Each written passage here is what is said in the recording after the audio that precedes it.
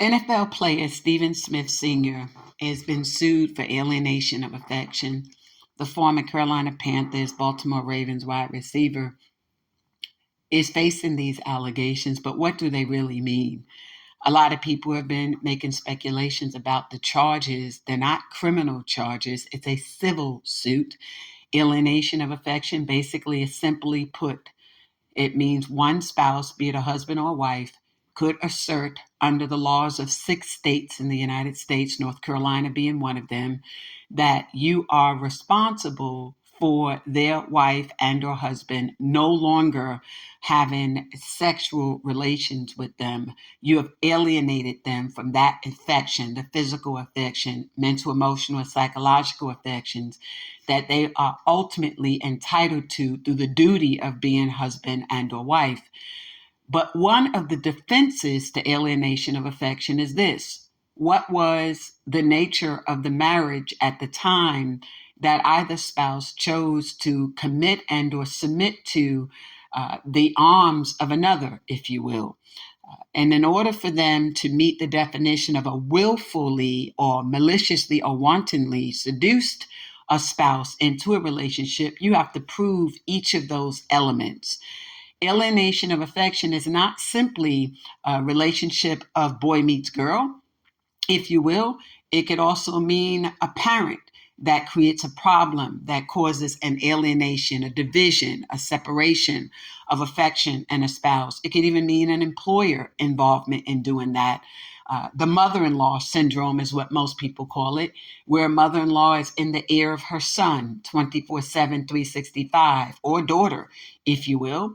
And in doing so, it causes them to separate their mind, body, soul, and spirit, if you will, from providing the affection of being that spouse, be it male or female, husband or wife. So, what would it take for Mr. Antonio Martinez to survive this particular lawsuit? In order for him to meet each of the elements, he would have to prove that he and Nicole Martinez, the cheerleader and wife, whom he met less than a year ago on an app, and then impregnated her and then married her, that their relationship was so intact at the time that Stephen Smith was able to alienate her from providing affections to him.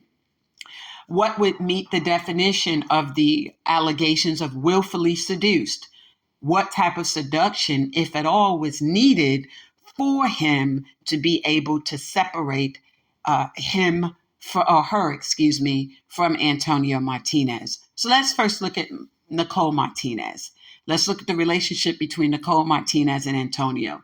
And I say this respectfully. Look at statistics and data for the entering freshman classes over the last decade in the United States of America to look at what Hispanic women are doing.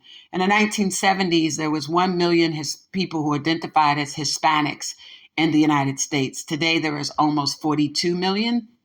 That does not include the almost 30 million Black aborted babies in America or the decline in the Black race. And so over the last 50 years, let's also then examine the increase, if at all, in the education of Hispanic or Latino women. And then we'll have an understanding of the likes of a Nicole Martinez. So if you're in the northern states like New York, New Jersey, you often hear the terms Puerto Rican. All right. And they'll say, I'm not Black, I'm Puerto Rican. I'm not Black, I'm Dominican. When you hear that, run away because you're dealing with women who are ignorant to their history. Puerto Rican, like Mexican, like Dominican, is not a race of people. Rather, it is a nationality. Puerto Rico is an island located in the Caribbean, which is located in the West Indies. And Mexico is not a Latin American country. So when we have these terms that Nicole Martinez is a quote unquote Latina, how? Mexico is not a Latin country. Puerto Rico is not a Latin country. Dominica is not a Latin country. When you think of Latin America and Latin countries, you tend to think of like Bogota, Colombia, Honduras, Belize, Ecuador. Those are places in Central and Latin America that you think of. You don't think of that when you think of Puerto Rico, and you don't think of that when you think of the Boricuas, of the Bronx, if you will. or those who are Mexican. And so we know that we throw all of the Spanish speaking cultures into one box, like we do the Black community. You say, oh, you're Black. Well, what does that mean? Are you Jamaican, Honduran, Bahamian, African? What does it mean to be Black, right? The same be true when we talk about the likes of a Nicole Martinez. Are these Afro Dominicans, Afro Puerto Ricans, meaning having Black origin, or are they Spanish and Portuguese, meaning having European or white? And that's critically important when we talk about these groups, because one may ask themselves, what, if any, was the interest Stephen Smith had in them? And then we look at to outside of her being a cheerleader, like so many in their communities, a lot of the quote unquote so-called Latin women in the United States, Estados Unidos, they don't have a formal education. They don't. These are girls that think if they cook arroz con dulces and stuff and call you papi, that life is great for them. So a lot of them are not, and this is not racially slurred. I mean, trust you me, especially if you knew my family background and my history, it's not racially slurred or charged. It's truth.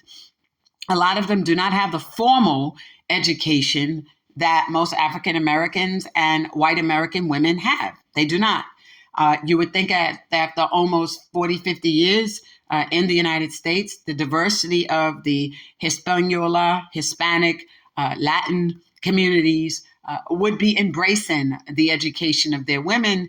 They are not. Many of them end up in clerical or low income or hourly wage employment. When you look at them in terms of statistics, is there a growing population of them in terms of trying to pursue professions? There is, but not the likes of a Nicole Martinez. Nicole Martinez was a cheerleader for NFL squad, married Antonio Martinez. Well, how did that marriage take place?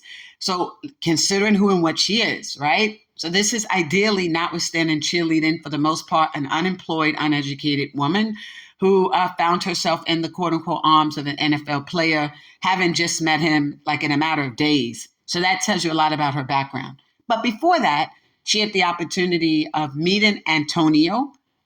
And in the time that she met him, within a 1 year span, mind you, it takes 9 months to conceive and deliver a child for a normal, healthy birth. And in that 1 year, met him, impregnated, delivered a baby. Okay. So the fact that within that same year, she's already branched out to a relationship with an NFL player, that speaks volume. The volume that it speaks is to her character. Okay. And all of this is relevant when you're thinking about alienation of affection claims. You can't just simply be the spouse on one hand or the other and raise it without examining what might this relationship have been like. And so wherein within less than a 1 year span, you meet her on an app. Let's remember that these so-called dating apps, whorism apps, selling of the tail app, or the apps that will lure you into relationship, pregnancy, from pregnancy to marriage. You get my point. And so wherein that in and of itself establishes her character or lack thereof, or even Mr. Antonio's character or lack thereof, one may ask, what, if at all, type of relationship that you have with her that would cause you to suggest that someone needed to seduce her away from you, right?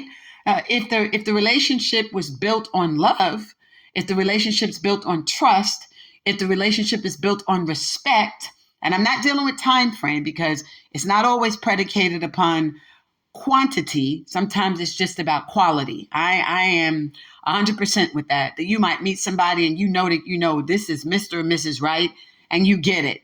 And that relationship blossoms. You continue to grow with each other. But before you can make a claim that someone else is responsible for willful seduction, the taking away, the pursuing in such a way that it's wanton and malicious to take that person from you, Antonia would have to first prove that Nicole was really with him. There's a difference between a wedding and a marriage and a relationship. A wedding, a marriage, and a relationship. Within less than that year span, they apparently accomplish all of those in terms of what it looks like on writing, on paper. But the wedding is just the planning. It's the afterthought. of what the relationship is supposed to manifest into. It's you have on your white and I have on my tux, and we have family and friends here. It is an outpouring of being able to present yourself to community as being on one accord. But that's all it is. It's a presentation, it's an act, it's the wedding. But what is the marriage like? Is that marriage built on a solid foundation? You have too many people now that either rushed into a marriage that they're stuck in, the love, the respect, the admiration, the physical connection that is necessary to maintain a marriage. And you need that. A marriage is like a business. What you did in the 1980s, 1990s, the millennial, you can't do now in 2025.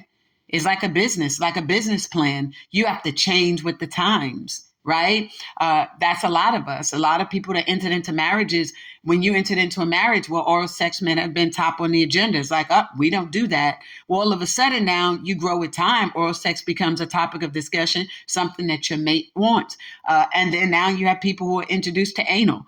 Some of us, that's sodomy. We don't do that. We don't touch that. Well, part of that marriage, and as time goes on and you grow one with each other, that conversation of what else might be needed to spice up the marriage. For other people, it's menage a trois. For others, it's watching pornography together. For others, it's, sex talk. For others, it's let's go on a date. You got to get sexy. Meet me at the hotel. Let me think you a trick, and I'm tricking with you. I'll put you in the phone under the name Rick. There's a lot of stuff you need to be able to bump and ride and hold that down for yourself. So that's what marriages do. And so whether it be done in a time span of 1 year, I got it, she's pregnant, there's a baby, where does this marriage go? So the women equally feel the same way. It's not just men. So if in that 1 year time or lack thereof, she decided she wasn't getting what she needed in that relationship, maybe she was no longer sexually attracted to her husband. Maybe the role that he served was limited to just that.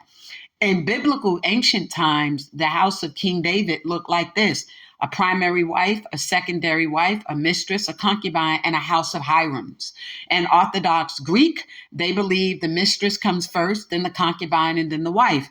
For them, the mistress is the best friend. In Orthodox Greek, the mistress is their best friend. It's the one the men love more than anything and anybody. She's their partner in crime. They hang out, they laugh, she knows all his inner secrets, he knows hers. That's the best friend. And she's regarded and respected in that manner. The concubine is responsible for the day-to-day bodily needs of that Greek man, and nothing more, nothing less. He goes to her to get it done, put in the work, you're right? And whatever that work might entail. But the wife is simply this: she is the one that legitimizes the children and the guardian of the house. And that is understood in the Orthodox Greek marriage and relationships. The same be true in the ancient times and biblical times, the house of David. And a lot of practicing Jews still believe in the same thing. Primary wife, secondary wife, mistress, concubine, and then a house of Hirims. Your house of Hirims are the prostitutes, your sex slaves. They are never to be interacted with anyone in the primary or secondary status, not at all. Just read the Old Testament. If you have a Torah or Quran, it's outlined in there as well.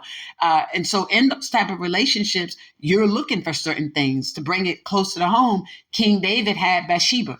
Okay, it is still unclear whether Bathsheba remained his mistress at the time of being impregnated with Solomon, who would go on to be the wealthiest, wisest man in the world. How did God gift her with that in a relationship where King David had already had his primary wife, right? Or whether or not at the time that she was impregnated, she became the secondary wife. We do know that at the time that King David cried out to God about the death of his son, he was on a fast at first, saying, God, spare my son. But once his son died, he didn't go and find comfort with the wife, the mother of that child, his son. No, he found comfort in the arms of Bathsheba.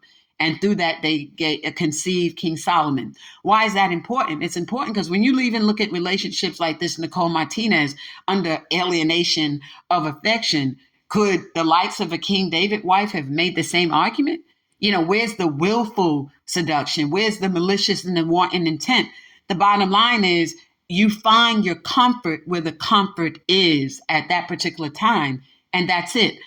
Does that mean that you promote an adulterous relationship? No, it does not. What it means is that you come to terms with reality and what reality might look like for certain people. That there are things like in the Orthodox Greek that the wife is meant to do. And once that wife has done that, she's the guardian of Antonio Martinez's home. She's legitimized his children. You have that. But in terms of things that she may have needed sexually, intimately, and physically, she may find that in the likes of a Stephen Smith, an African American male, that where Antonio Martinez men have been able to do that. Where he purports that there's information where she's screaming out, keep pounding, like, handle this panani for me, papi, do it right, whatever that might look like for her, right? Well, Stephen Smith became her papi. He became the person that she needed to just lay it on her for whatever that looks like. Maybe Antonio Martinez is the man that she looked to for lovemaking. And maybe Stephen Smith became the gentleman that she needed for a good fuck. And forgive my vulgarity. There are some women that need that too. There are some women that are not looking for you to run your fingers through their hair and caress their entire body. They just like, no, take these hips and handle it. 2 tits and a split. Let me ride that. And that's it. And that's all they want to do with it. And go home and shower off and smile with their husbands. A lot of women are doing that. Trust us, believe that when we tell you that. You all aren't the only ones out there trying that. So the willful seduction is a very strong word. That's the operative word. It suggests that someone had to literally lure you away from something that you had. And I don't believe, based upon what is out there already, that Antonio Martinez is going to be able to meet that burden to establish that it's a willful seduction, the willful taking of a woman that was never yours to start with, to seduce. Can I seduce you from something that you have? That suggests that she was not in a position to say no, that she was not wanting to state that she's happily married. When a woman is happily married or happily in a relationship, there is nothing, absolutely nothing any other man is going to be able to do to tear her from the arms of a man that she loves, a man that she respects, a man that she admires, a man that has given her the mental, emotional, psychological, and physical affection that she needs. And in light of the fact that she is not getting that, there is no way, no shape, form, or fashion that a woman is getting that and she's going to leave the comfort of her home to find it in the arms of another. Respectfully, did Antonio Martinez even get to know her? And again, this is not just simply predicated upon quantity, but quality. You meet a person on an app, you don't have a lot of quality time with them, let alone quantity, but you don't have the quality time. And then the time that you have, it's immediate, it's physical, ultimately resulting in a pregnancy, ultimately resulting in 9 months of pregnancy, and then the birth of a child. How much quality time did the two of them have in that immediate year? I think one speculated and said it best, if you met her on the app and that's how it started, how did you really think it's going to end? It's different for you to know someone, you haven't seen that person, you connect with them on social media. That's different. A lot of us have that in our personal and or professional lives where it's like, I haven't seen this person in a minute. That person finds you and say, hey, I see you out here doing this, that, and the third. Let me holler at you. What's going on? Unless, what's cracking, depending upon what age group they're in. Or, how are you? How are things going? Blah, blah, blah, right? That's different. In this particular case, they met each other via an app.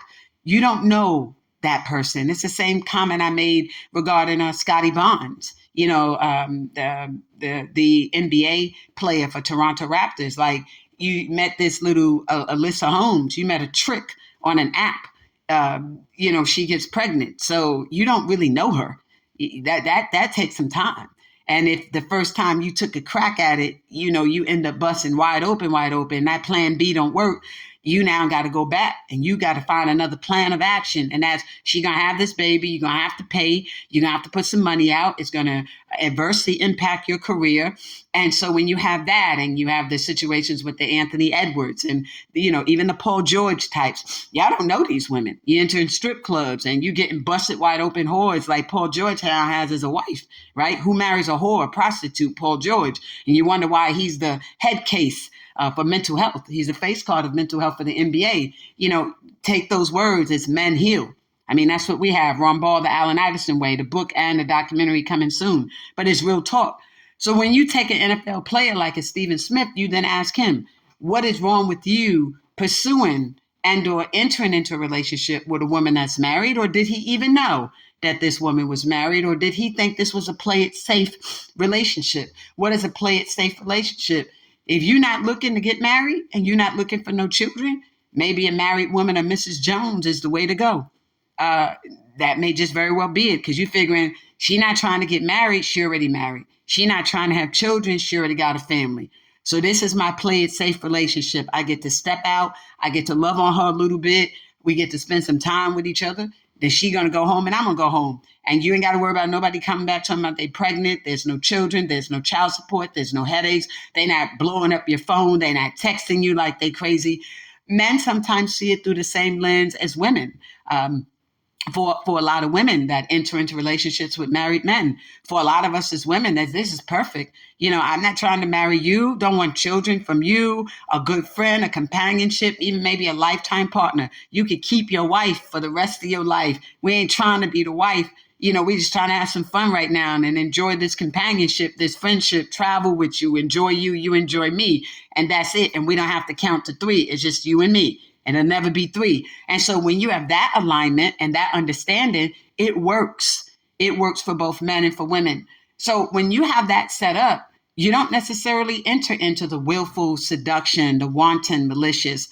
And I don't think, respectfully, in light of even some of the text communications, even if they're sexually charged, at some point in time, Nicole Martinez could have done this: delete, block, cease and desist, stop. She didn't do that. More compelling, how did Stephen Smith even get her contact or communication information? She had to give it to him. And why did she give it to him? Because she was interested in him. She didn't say, no, you're not entitled to this. I'm a married woman. I'm happily married. No, she simply provided it to him. There's also a game to be played with alienation of affection. And to make more sense of it, we refer to Fantasia. A lot of you remember from America's, I think, the Idol show that used to come on with Simon, and you have Fantasia of North Carolina, Fantasia B. She's also done The Color Purple. She was sued in North Carolina under alienation of affection. She settled out of court in a multi-million-dollar suit in which she had to pay the woman.